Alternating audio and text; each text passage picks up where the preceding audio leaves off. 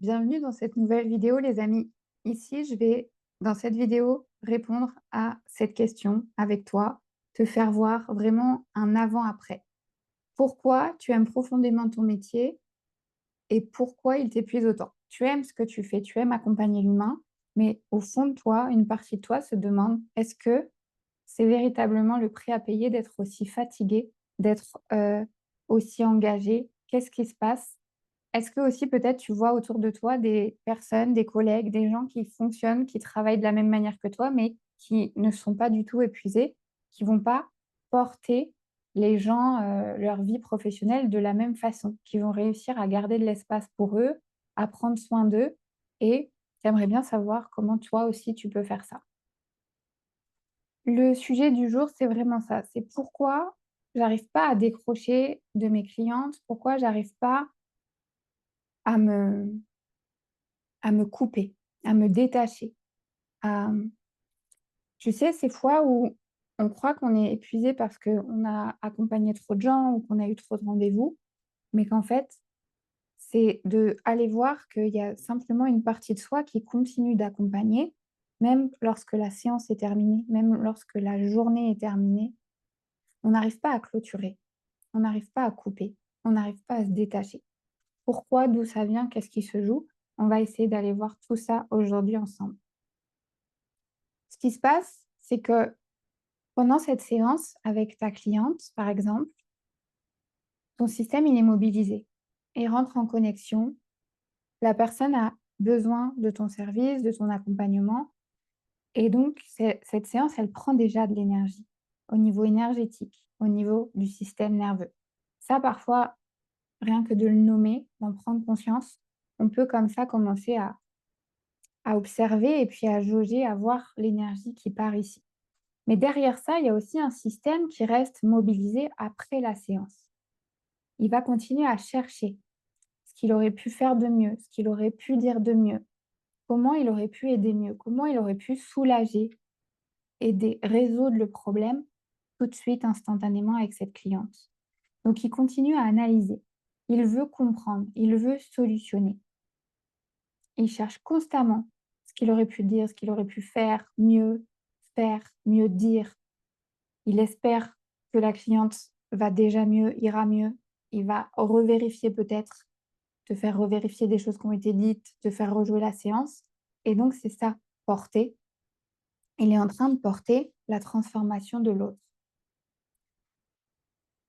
Et ça, souvent, on n'a pas conscience, on croit que c'est notre personnalité. On a toujours fait ça, on a toujours fonctionné comme ça, plus ou moins. Et donc, on croit peut-être que c'est de la gentillesse, de l'empathie.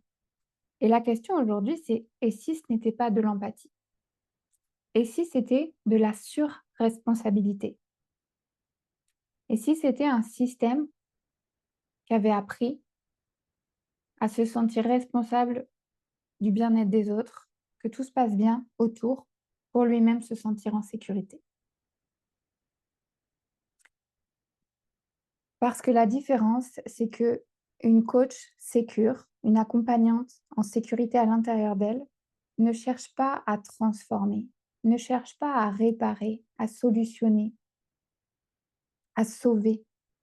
Elle crée les conditions pour que l'autre puisse faire cette transformation, pour que l'autre ait un espace sécure pour traverser ce qu'il a à traverser, pour faire les transformations qui sont en train de se faire dans un espace de sécurité, de bienveillance, où l'espace il est dédié à ça. On a l'impression que ça ralentit, on a l'impression que ça prend le temps. C'est juste un espace dédié. La différence entre cette coach qui est vraiment en sécurité à l'intérieur d'elle et qui ne cherche pas à transformer et celle qui veut tout le temps faire plus, dire plus, faire mieux et qui cherche à transformer, c'est un système qui n'est pas en sécurité tant que l'autre ne va pas bien. Et donc qui va chercher des responsabilités, des choses à faire ou à dire ou à rajouter, là où il s'agit simplement de laisser l'espace à l'autre pour qu'il fasse sa part. Un système en sécurité, il sait qu'il est responsable que de 50% en communication, et partout dans sa vie, on est co-créateur de ce qui se passe dans une relation à hauteur de 50. À l'autre de faire son chemin, à l'autre de savoir que faire confiance à la vie pour que l'inconfort, on sait que ça se dissout, on sait qu'après la pluie vient le beau temps et cetera. Tout le monde a cette capacité, ce pouvoir en soi. Mais la coach qui accompagne l'humain, la thérapeute, la RH, l'assistante sociale, peu importe, dans l'humain, la personne qui accompagne l'humain, qui n'arrive pas à se détacher de ça, c'est vraiment de prendre conscience à quel point son propre système est en mode survie, n'est pas en sécurité. Donc tout l'enjeu, c'est de remettre ce système en sécurité pour ne plus confondre aimer et se sacrifier, pour arriver à se détacher. La séance est terminée, la journée est finie, je me détache et je reviens à ma vie. Je me remets en sécurité et je sais que tout va pour le mieux, que cette personne va trouver les ressources en elle, que si moi, j'ai pu le faire pour moi, chacun a ce pouvoir en lui-même. Au-delà des outils, de ce que tu proposes, de l'accompagnement, des mots que tu mets, il y a une énergie et il y a ce sentiment de sécurité. J'ai lu quelque part, on ne tombe pas amoureux d'une personne, on tombe amoureux de comment on se sent avec cette personne. Et les personnes qui viennent à toi, aiment la façon dont tu abordes ton sujet, dont tu amènes ton expertise, parce que tu incarnes quelque chose. Tu as vécu, tu as traversé, tu as transformé, tu proposes un accompagnement, tu proposes des espaces qui ont ton énergie, ton empreinte, ta signature. Et parfois, on s'empêche de recevoir et d'accéder et d'être visible par les bonnes personnes pour nous parce que cette signature, elle est pas totalement stabilisée. On est là, on sait ce qu'on veut faire et puis ça bouge et ça, du coup, ça grésille. Si je suis bien calée sur ma station, j'envoie les bonnes ondes, les bonnes fréquences, les personnes, elles vont chercher, elles vont grésiller, elles vont chercher et puis elles vont peut-être tomber sur ma station. Et ça veut dire qu'on est sur la même fréquence en ce moment et qu'on va peut-être faire un bout de chemin ensemble. Mais ça demande une grande sécurité intérieure. Ça demande de ne pas bouger sur ses prix, ça demande de ne pas bouger parfois sur ses horaires. La cliente qui veut tout le temps décaler le rendez-vous, qui n'arrive pas à s'organiser et puis nous, ça nous fait nous remettre en question et cetera. C'est tout ça. C'est, la personne qui arrive dans les messages, privés, dans les DM et qu'on est déjà en train d'aider parce qu'on veut déjà qu'elle se sente mieux parce qu'elle est venue nous parler. On veut déjà qu'elle se sente mieux alors qu'elle n'est que prospect, elle n'est pas cliente. Ça vient toucher à toutes les sphères de ton travail, à toutes les sphères de ton activité et de ta relation avec tes clients et de comment tu te sens, comment tu vis ta vie professionnelle. Si tu es ici aujourd'hui, c'est parce que tu as voulu créer une activité qui porte, qui te nourrit, où tu puisses vivre dignement, qui te soutienne autant que toi tu soutiens les autres. Et ça doit plus bouger. Ça doit être, tu dois être comme une espèce de phare pour toi-même, une encre là-dessus de c'est tellement logique pour moi dans mon monde que j'amène ça de telle façon à telle personne, que déjà ça, en fait, le message est porté à une intensité, à une fréquence qui fait que la personne, elle est déjà en train de bouger avant même de rentrer dans ton accompagnement. Je ne sais pas si ça te l'a déjà fait, mais à chaque fois que j'ai pris un accompagnement, dès la masterclass ou les posts que je lis ou les infos que je prends, il y a quelque chose qui a déjà shifté à l'intérieur. Et ensuite, l'accompagnement, c'est de la on stabilise. On va voir les angles morts, on va voir, si c'était vraiment vrai, parce que le système, il était pas habitué, il est qu'habitué au avant, donc il a peur, il préfère un enfer connu qu'un paradis inconnu, tout le temps. Il veut nous garder en vie, lui, il a pas envie qu'on s'éclate et qu'on ait plein d'expansion et de visibilité. Si ça a été un truc dangereux.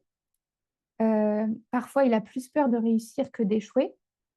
Il y a plein de protections comme ça qui ont été mises en place, qui font qu'aujourd'hui, on met le focus sur ce qu'on peut faire pour les autres, l'hyper-responsabilité en dehors, alors que notre seul job, notre seule responsabilité, c'est de se remettre en sécurité, de savoir comment on se sent et de nourrir la version de nous, l'identité de nous qu'on veut voir émerger, sur laquelle on veut mettre son attention pour qu'elle se déploie, pour qu'elle se manifeste. On et plus on met de l'attention sur nos peurs, sur ce qu'on ne veut pas, plus on est en train de le renforcer et de le créer. Et donc ce changement de paradigme, de manière de voir les choses, de focus, il fait peur au système. On croit qu'on doit faire, faire, faire, et si la réponse, elle était dans l'être, dans ce que j'incarne, dans l'énergie qui est derrière tout ce que je dis et tout ce que je fais. Au plus ton énergie, elle est, cohérente avec: «OK, aujourd'hui on fait ça, il va se passer ça», le message, il est pas du tout le même. Si tu fais tes contenus, tes vidéos, tes posts et tu es toi-même en train de douter, on ressent dans le choix des mots, l'énergie, l'intensité, tout est lié, tout est on se ressent avant de se lire, avant de se comprendre et avant les mots, on ressent. Donc voilà, ce qui se joue, c'est de, ce truc-là de shifter. Est-ce que je cherche à transformer l'autre à tout prix? Ou est-ce que je crée les conditions pour qu'il puisse lui-même transformer et accepter ce truc-là de: «Qui suis-je si je ne suis pas utile, en fait? Les gens n'ont pas besoin de moi. Qui suis-je?» Il y a eu cette petite mort, il y a eu ce truc-là de: «OK, si je suis plus utile, ça veut dire qu'il y a plus le mot besoin, il y a plus le mot attente». C'est juste, en fait, des personnes qui vont venir parce qu'elles ont envie, parce qu'elles sentent que les conditions ici sont réunies pour qu'elles puissent elles-mêmes transformer. J'ai plus à avoir les réponses, à tout savoir, à me mettre la pression. Je dois juste être moi-même, faire voir, même les jours où je doute, même les jours où ça va pas, dire: «OK». Si on me demande comment tu te sens, être capable de dire: «OK, là, c'est un peu aujourd'hui challenge, mais je suis là, l'espace il est là et on avance ensemble, on est humain et on y va, quoi». Donc sortir de cette position aussi de dominant-dominé, en fait, qu'on voit partout et que le système connaît bien, de: «J'ai le savoir et je vais t'aider», qui nous met la pression de dingue et qui fait que, ben, voilà, ça vient bouger ton message, ça vient faire bouger tes prix, ça vient faire bouger ton identité, comment je m'adresse à elle, qu'est-ce que je vais dire et tout. Bouger de ça à: «OK, je suis juste à côté de toi pour, t'aider à traverser ce truc-là, à transformer ça parce que c'est un sujet qui m'anime, c'est quelque chose que j'aime faire et juste, en fait, c'est qui je suis.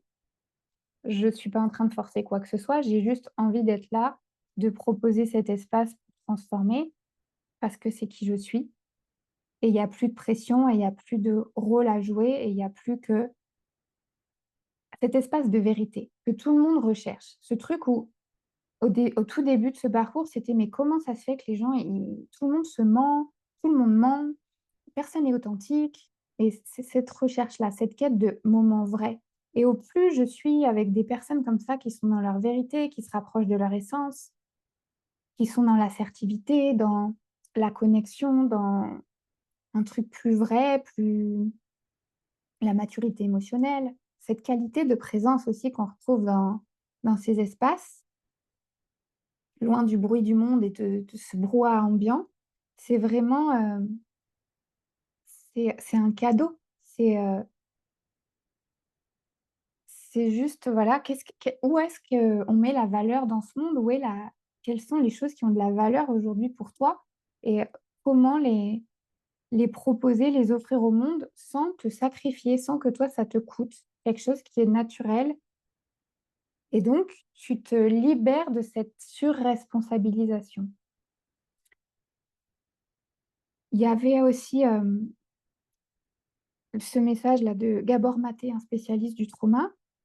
Il dit que vraiment les femmes, ont plus de chances de déclarer des enfin même que c'est prouvé scientifiquement, mais j'ai pas les ressources et cetera.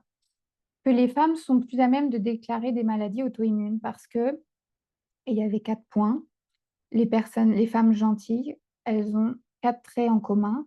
C'est de faire passer les besoins des autres avant les leurs. C'est de croire qu'il faut, jamais être en colère ou triste ou toujours être de bonne humeur, donc on refoule tout ça à l'intérieur de soi, on s'en occupe pas. C'est de, voilà, pas s'occuper de ses émotions, pas s'occuper de ses besoins et toujours mettre le focus sur le lien, sur les attentes et les besoins des autres. Et donc, comme on est un système finalement qui bloque tout ça, qui s'occupe pas vraiment de ça à l'intérieur, on se rend malade. Voilà, ça fait des nœuds énergétiques, ça fait des maladies. J'ai pas les données et cetera, mais dès que j'entends ça, voilà, ça me parle, c'est quelque chose qui voilà, ça fait écho. Je pense que si tu écoutes aussi, Gabor Maté, si tu vas voir, tu me diras si ça fait écho, mais c'est quelque chose qui, moi, fait énormément sens. Donc c'est là où la surresponsabilité, à un moment, on comprend que ça a été un moyen, voilà, de survivre, une stratégie. La gentillesse, le fait de s'occuper des besoins des autres et cetera. C'est un système qui a appris à survivre en s'occupant des autres pour lui se sentir bien. Et ce que je propose dans mes espaces, notamment Shift, sur plusieurs mois, c'est de voir ce qui se joue à chaque fois que je suis en train de nourrir le lien ou de nourrir mon authenticité. Trouver cet équilibre entre moi et les autres, entre ce que je suis prête à faire pour les autres et ce qui, moi, me nourrit. Et donc trouver ce juste équilibre pour avoir une vie, vraiment épanouissante, avoir quelque chose qui a du sens et voir l'énergie qui revient. Partout où je mets de l'amour, le cœur, il est 5000 fois plus puissant que le cerveau. Partout où je mets de l'amour, où j'y vais avec le cœur, l'énergie, elle est là. L'énergie de l'amour, le champ électromagnétique du cœur, ça suit, quoi. L'énergie est là et du coup, les gens, ils le sentent. Ça attire. C'est ça qui est magnétique, qui attire. Et donc de voir ce qui me met en joie, ce qui fait sens pour entretenir ce truc-là. Et pas voir ce nouveau métier, cette mission comme un truc à porter. Je porte les émotions des autres, j'absorbe, j'arrive pas à couper le soir. Je crois que je suis responsable de la transformation de l'autre. Et je porte tout ça et jusqu'à être complètement épuisée et à me réveiller un jour et me dire, mais je suis complètement vidée, où sont passées toutes ces années et comment on fait quand on est à ce stade-là pour s'occuper de soi, pour revenir à soi. Donc dans Focus, c'est ce qu'on a été faire. Pendant 21 jours, c'est observer où cette énergie, elle part sans qu'on s'en rende compte. Et puis dans Shift, on transforme. C'est vraiment apprendre à accompagner l'humain, à aimer, à vivre, à créer, sans porter ce qui ne t'appartient plus. Trouver cet équilibre entre ce qui m'appartient, ce qui ne m'appartient pas, se focaliser sur ce qui m'appartient, commencer à intégrer ce que je transmets, à incarner ce que je veux pour moi-même, et ensuite ça va déborder pour le monde. Mais commencer par soi. Partout où on nous a dit l'inverse, où culturellement, Gabor Maté, il le dit aussi, c'est culturel. C'est la femme, elle doit penser à tout le monde et faire pour tout le monde, et elle n'a pas appris à se dire, «Je me choisis et OK». Et même nous, entre femmes, on peut être les plus dures parfois entre nous, dès qu'on voit une parmi nous qui commence à prendre soin d'elle et qui commence à faire ces choix-là, parfois ça peut heurter, voilà, les femmes qui sont fort dans ce et j'en ai fait partie, de mode survie à se dire, «Non, mais c'est pas comme ça qu'il faut faire». Le jour où ce jeune homme, il me dit, «Non, je peux pas remplacer là, s'il te plaît, est-ce que tu peux remplacer samedi soir, pour le planning du boulot et tout?» «Non, non, je peux pas, j'ai ciné et resto avec ma copine». Mais ça faisait 15 ans que j'étais pas sortie, que j'avais pas pris un week-end parce que le planning était aléatoire, que je savais qu'on allait avoir besoin de moi, que j'anticipais, que machin, que truc. Et du coup, le jour où il me dit ça, j'ai 2 options. Soit je suis très en mode survie et je me braque contre lui et je lui dis: «Mais c'est n'importe quoi, est-ce que tu crois que moi, depuis 15 ans, j'ai pris du temps pour moi? Gna gna gna», je lui parle de ma vie. Deuxième option: «Qu'est-ce que je viens d'apprendre? Qu'est-ce qui est juste là-dedans? OK, il a tellement raison, en fait».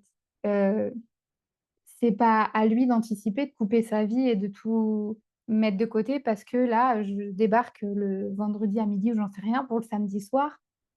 Il avait totalement raison. Donc, est-ce que j'apprends ou est-ce que, voilà, je continue à entretenir ce mode survie? Je continue à voir que ça ne fait plus sens, à brûler mon énergie et à me perdre? Voilà, comment je fais? Et donc c'est d'aller observer ces mécanismes, ces schémas, ce mode survie, de bien le cerner, l'observer, le voir, de voir comment ça marche le mental, le juge intérieur. Tout ce qu'on a cru étant vrai pour nous protéger, est-ce que ça a encore lieu d'être? Est-ce que je peux libérer aujourd'hui des choses, des façons de réagir qui n'ont plus lieu d'être, qui me desservent? Et donc créer cet espace entre ce qui se passe et ma réaction. et justement déprogrammer les réactions automatiques et revenir dans: «Je crée de l'espace et j'ai le choix» et donc ma vie, il y a un panel de possibles entre ce qui se passe, ce que la vie me propose et ce que je fais, ce que je choisis, ce que je crée et là, la vie, elle est complètement différente.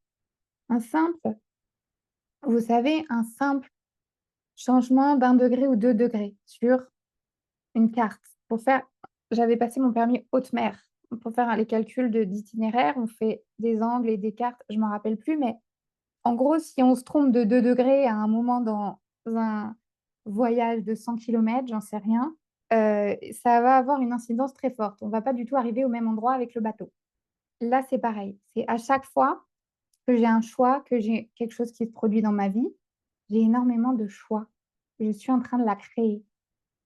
Là où avant, vraiment, je subissais, je croyais que c'était l'autre le problème, que les clients en demandaient toujours plus, qu'on venait toujours se reposer sur moi, que c'était dur, que voilà. Aujourd'hui, c'est j'ai le choix. Est-ce que ça fait toujours partie de ma vie ou pas? Est-ce que je décide toujours de voir les choses comme ça ou pas? Quelle est la version de moi, l'identité que je veux nourrir? Et je lâche tout le reste. Tout ce qui me dessert, tout ce qui me prend de l'énergie, tout ce qui n'a pas lieu d'être. Pour libérer du temps et de l'espace pour la personne que je veux devenir et pour ce que je veux créer. Notre âme, elle est illimitée, à chaque fois, je vous le dis, donc on a envie de tout faire et d'être partout. Et notre humain, il nous demande d'être à un endroit, dans l'instant présent, à faire une chose qui paraît toute petite au départ, surtout si, comme moi, vous sortez ou vous voyez que vous avez tendance à vouloir sauver, à vouloir vraiment être partout, faire beaucoup de choses pour la planète, l'humanité ou changer les choses. Et ben, ouais, accepter que l'humain, il a 2 bras, 2 jambes et qu'à ce moment précis dans la matière, il peut faire qu'une seule chose et attaquer comme ça, à marcher un pas après l'autre, sans se culpabiliser, sans ruminer. Ça libère énormément d'énergie parce que toujours en train de revenir au centre de: «Qu'est-ce qui m'appartient? Qu'est-ce qui m'appartient pas?» et se rediriger avec ça pour rester focus sur ce qui compte, sur ce qui est important et ne plus s'oublier là-dedans, surtout. Donc c'est vraiment une autre manière de vivre sans s'oublier, sans s'abandonner, sans se trahir, simplement par débordement. Si vous voulez les infos, je vous mets les infos dans la description de cette vidéo. Si vous avez des questions, on se retrouve dans les commentaires et moi je vous dis à très bientôt pour une nouvelle vidéo. Prenez bien soin de vous.